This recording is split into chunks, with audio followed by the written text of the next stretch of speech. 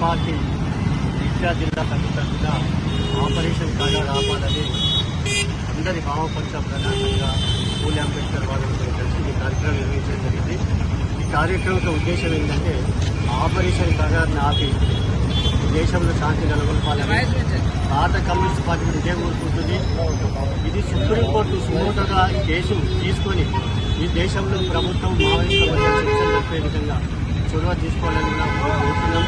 అలాగే మావోయిస్టులు ఏం చేసిందో శాంతి చర్చలు పిలిపివ్వడం జరిగింది. వాళ్ళ ఆయుధాలు పక్కకు పెట్టే శాంతి చర్చలు పిలిపివ్వడం జరిగింది.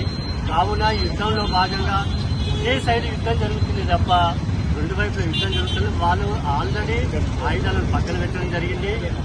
కేంద్ర ప్రభుత్వం ఏం చేస్తుంది, వచ్చిన వాళ్ళని దొరికినట్టు మేము చంపుతామంటుంది. అది ప్రజాస్వామ్యం యుతమైనది కాదు, అది ప్రజాస్వామ్యం వ్యతిరేకమైనది.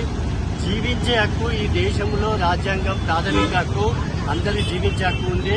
వాళ్ళ చేతిలో తుపాకులుంటే చట్టబద్ధంగా కేసులు వేయండి, వాళ్ళ మీద న్యాయ విచారణ జరపండి. కానీ చంపే హక్కు రాజ్యాంగబద్ధంగా ప్రభుత్వానికి లేదు.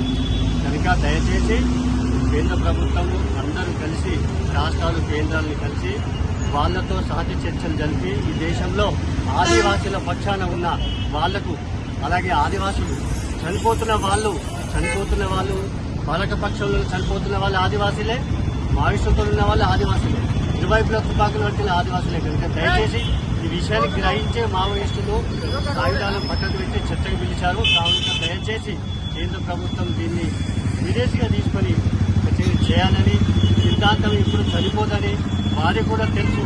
ఒక భావజాలం సిద్ధాంతం చనిపోదని, మీరు మావోయిస్టులను చంపినంత మాత్రాన ఈ దేశంలో ఆ భావజాలం పోదని.